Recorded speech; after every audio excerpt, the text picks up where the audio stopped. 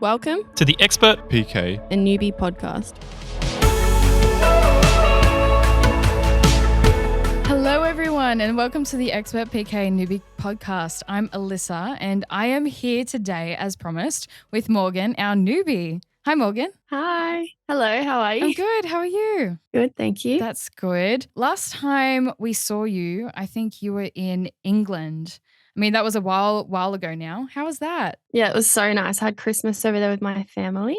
It was freezing, lots of snowstorms, but it was really, really good. Oh, that sounds so good. What did you do? Anything fun? I saw Mary Poppins in London, which was really cool. Just did lots of little day trips with the family, lots of Christmas festivities.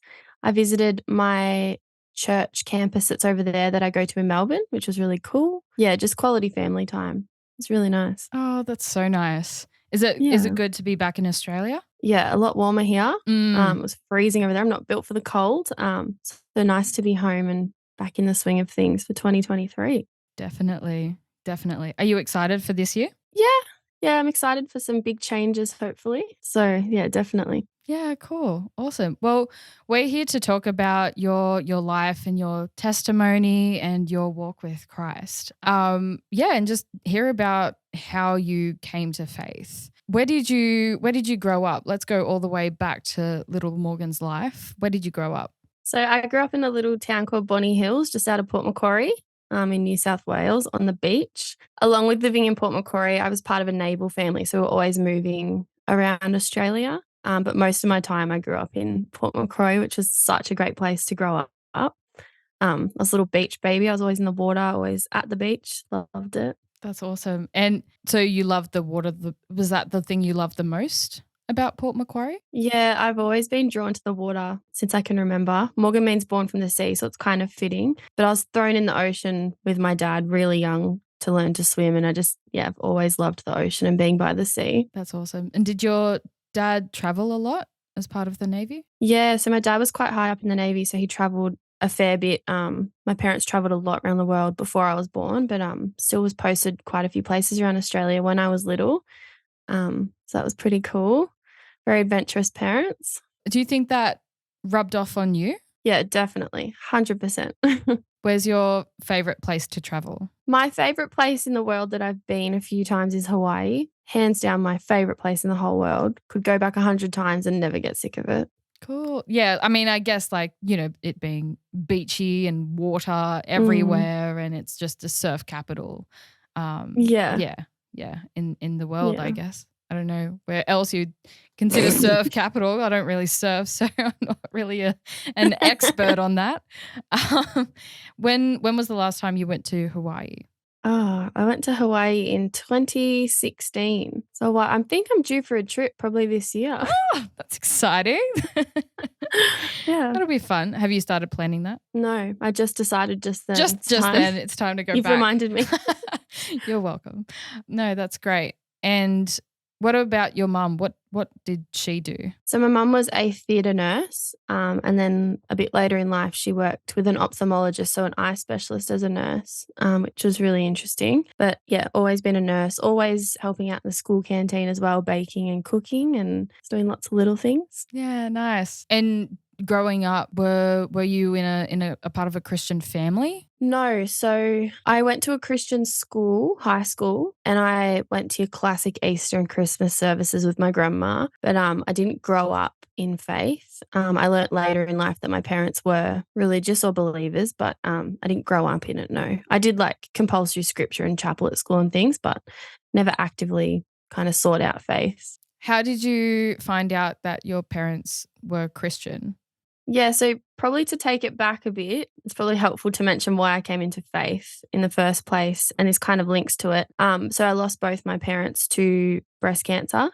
They both passed away, and I was going through some of their stuff in a storage container. I found this box of Bibles and notebooks, and never in a million years I think I'd find something like that. Like I was so confused. And reading through the notes and what they'd highlighted, like it was very clear that they were believers and had faith. And that kind of led me to looking into faith myself and questioning things and taking that kind of journey. Yeah, that's really nice, like finding out that you're also connected to faith now as they were, and like finding out after it, Yeah. after the fact. Yeah, That's definitely. It brings a bit of comfort and hope knowing that if they had that when they were going through what they were going through. yeah, Yeah, definitely. it's very special. It's very special. And so before like rewinding back a bit, before coming to faith, what did you think of Christians and the church? I'm gonna try and say it in such a nice, respectful way.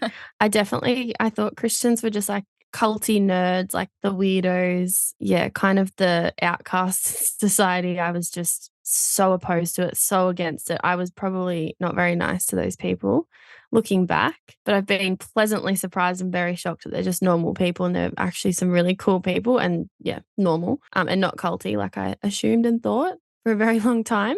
Or you've just joined the cult and I it's have, normal. yeah, or I've just been brainwashed into a cult, but I love it. It's a good cult if it is one. So Join our cult today. happy to be here. We love that. No, that's really good. And like that's it. We are just normal people with big hearts. When did you start exploring your faith? And when did you kind of come across God? Yeah, so I'd lost my dad quite early in life, and it hadn't really come up as not that it wasn't an issue, but it wasn't a really big thing for me because I was so young. And then I lost my mum a bit later when I was 21, and that's when I just took a really reckless path. Like I was just acting out, taking like life risking risks, doing silly activities, just drinking, drugs, partying, did not care. And it got to the point where I tried to take my own life a few times, and every time nothing would allow it to happen. It just something kept stopping me. So I was in this reckless phase of my life. And then I ran into an old friend, weird timing, ran into an old friend kind of at the peak of that behavior. And I found out that they were a pastor. And I kind of said, don't mention anything religious to me or I walk because I was so against it and angry at faith and religion because of the position I'd been left in. I just blamed it on that, as so many people do. And then, yeah, we just started having some conversations that that person really, in a smart way, kind of weaved into the faith and um, led me to explore it and question it a lot. And then I just kind of got hooked. And I didn't let on to anyone that I was hooked at the start. I just kind of personally explored it a bit and kind of went from there. And then I just got so hungry for knowledge. I had this newfound hope. I had a lot more respect for my life and what the gift I'd been given. And it just went from there.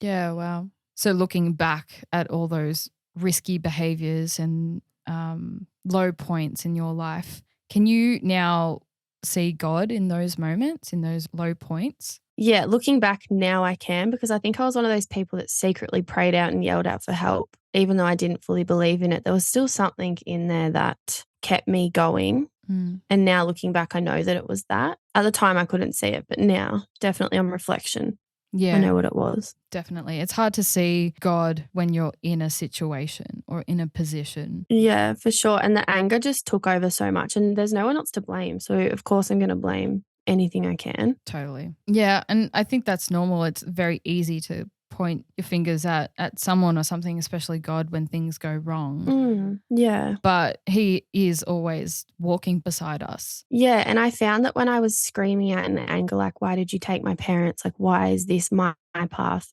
Other things would be provided that were good to me at the time, like good people or good experiences or things would come up, and it would kinda remind me that it's still good, like, life is still good, and it was God doing all that without me realizing it at the time. Definitely. Mm. Yeah, no, that's really cool. After you started personally exploring and you were hungry for knowledge and things, how did God speak to you? How did God communicate with you?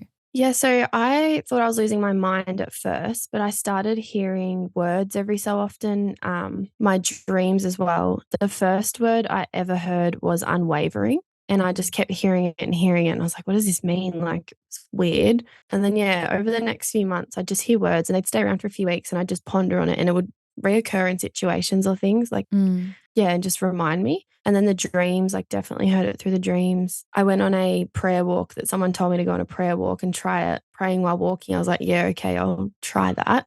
So I walked along the beach. It was at night. The water was so rough, and I just did this prayer walk. I was like, "All right," I'm talking to myself, did my prayer, and then the water I said I made a comment like lots of people do, like, "If you're real, give me a sign. The water stopped for like a good 10 seconds and I just looked around to see if anyone else saw it. No one was around. And I think it was God using the ocean and water to kind of be like, I'm here. Mm. So that was crazy for me. Oh, yeah. That's an incredible experience and, such a strong sign of God's presence and power and control. Yeah, and just little things, like I'd always longed for really good, genuine girlfriends, and I went to church for the first time. I met you in the car park because I was lost. Like just little things that just kept falling into place. Yeah. Situations I'd find myself in with new confidence, jobs, just things in life just kept happening. Yeah, no, definitely. And when things just kind of fall into place and you're in a really good spot with like God, it's just, it's an indescribable kind of feeling. Yeah, it's wild. Yeah, it really is. At the start of your faith journey, how long was it between accepting God as your Lord and Jesus as your Savior? How long was it before you got baptized? It was probably about 18 months, which is, looking back, it feels quite quick, but it just all happened so fast. Like the hunger, what was happening to me. Yeah, I think it was about 18 months and it was honestly the best decision I've ever made. I got baptized in the ocean on the roughest day ever. I thought I was going to drown, but it just felt very fitting to do it in the ocean. Yeah, it was really, really great decision. Yeah, it was a great day because I remember I was there and it was the windiest day. The water was so rough. And like they pushed me back and like pulling me back up against the waves. Like I honestly thought I was going to drown.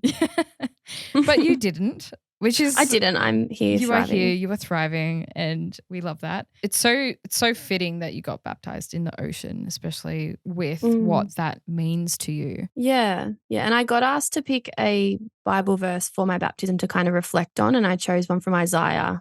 When you go through deep waters, I'll be with you. And that's one that I've just held on to this whole journey. It's still my favorite verse. Yeah, no, I remember we had shirts as well, didn't we? Yeah. That was really cool. It was a great day. Yeah. And speaking of favorite things from the Bible, who is a character that you relate to the most in the Bible? There's quite a few that draw me in a lot, but one that I found that I've related to a lot is Esther, the story about Esther. I find that I'm naturally a bit of a leader, like from lived experience, just in my workplace, what I do. Yeah, I think Esther being like a powerful woman figure in the Bible and what she kind of went through and advocated for and everything. Yeah, no, definitely. And I see that in you as well. I see you as a strong leader in different circles and groups. And do you think that is a gift and that you're using it or could use it in ministry in the future? Definitely. I think I've done some spiritual gifting testing and I know it's just a bit of a guide, but one of my main ones was prophecy and evangelism. And yeah, I find people kind of gravitate towards me after seeing my journey and they're like, if you can do that, like I want to explore it because of how against it I was. I also work in healthcare at a children's hospital. So my type of line of work, I come across a lot of really sad stories and also a lot of miracles that happen at work that make me kind of look back on that. And it's, having the leadership and the kind of evangelism factor can help me help families and kind of start those conversations with people. And speaking of evangelism, in the podcast, you've mentioned that you've challenged yourself to bring a new person to church each week, and it's very admirable. How do you kind of go about that? Because that's very hard even for seasoned Christians. I've just tried to make it relatable, and a lot of the time I've kind of said, like, I've been where you are. Like, I was the same. If anyone had asked me to go to church before I'd found this, I would have just laughed at them. I also always try and put like coffee or like, we'll go for brunch after or try and convince them, a bit cheeky.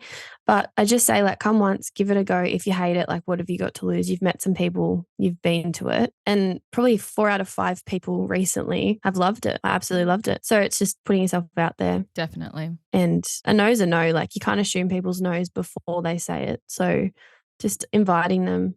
Some people will act like they're really against it, but they're curious deep down. So just encouraging that. Totally. Yeah.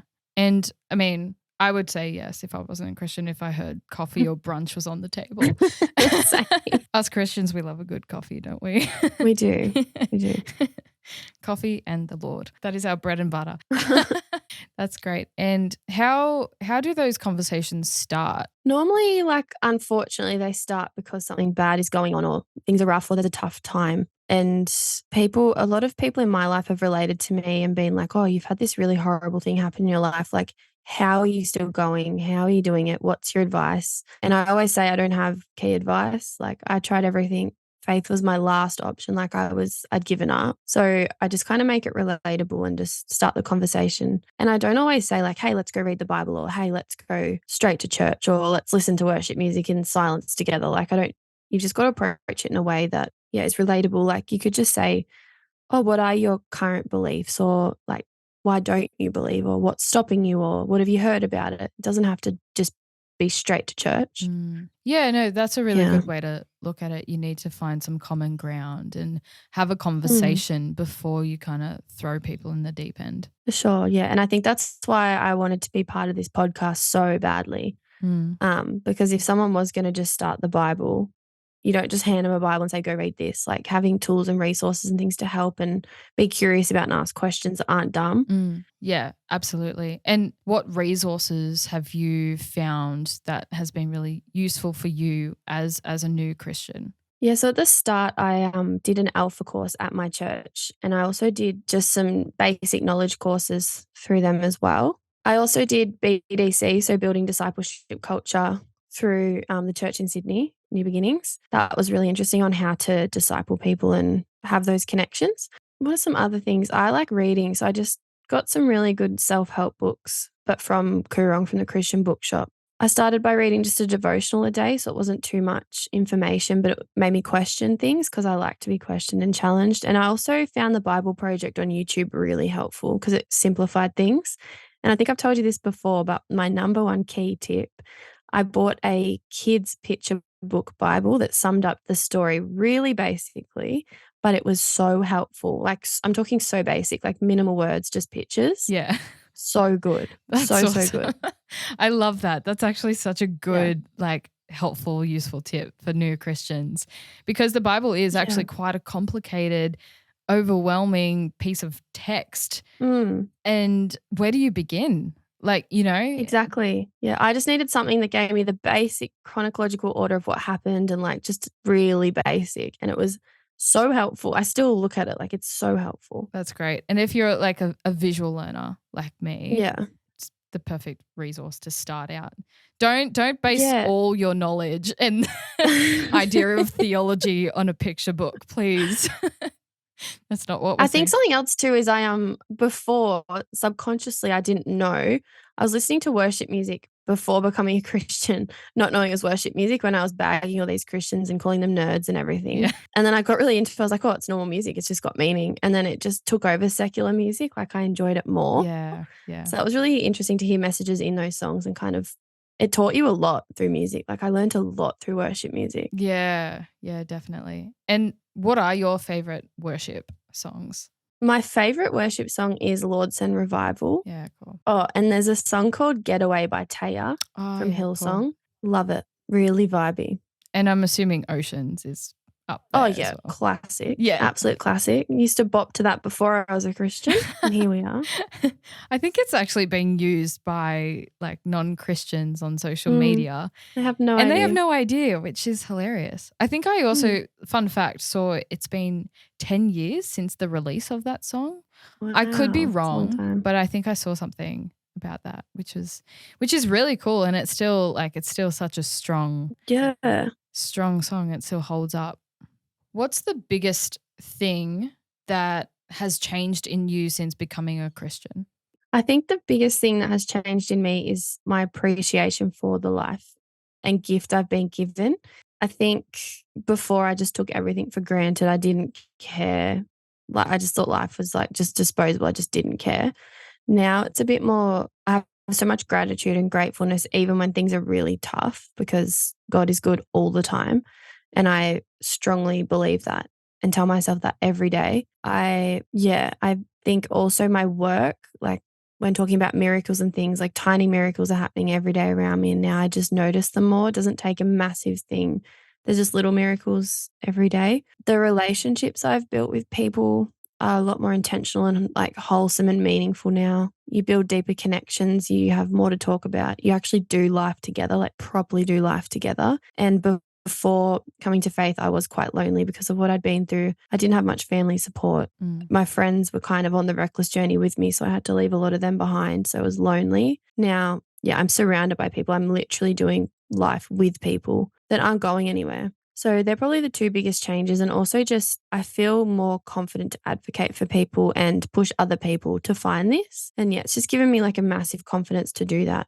Yeah, 100%. And can you see how your faith is going to be used in your work in the future and how that could be shaped? For sure, yeah. I work in a pediatric hospital and so much happens there. I'm starting my social work degree next week, which is so exciting. I've done youth work in the past, so eventually I want to end up in some kind of youth pastoral care role at work. Not sure what that looks like yet. It's hard being in a government organisation because we can't talk to people about faith unless they approach us first. So it's one of those things that you kind of got to wait. But I'm hoping that with my evangelism and like people will find me and the right people will be put in my workplace for me to help. But yeah, I really want to work with young people, youth, children in advocacy and pastoral care. I can see that because you've been a part of a lot of like charity work in the past and youth programs. Like knowing you, I just know this. But yeah, did you want to talk about that a little bit? I was part of a charity called Canteen for a very long time. So it's a youth cancer charity as one of their youth ambassadors. So advocating for the charity and what we were supporting and fundraising for. And through that, I met a lot of broken people who had been through really crappy experiences, whether it be themselves with cancer or family. So that's kind of, I was in that for 14 years. So doing that work, charity work,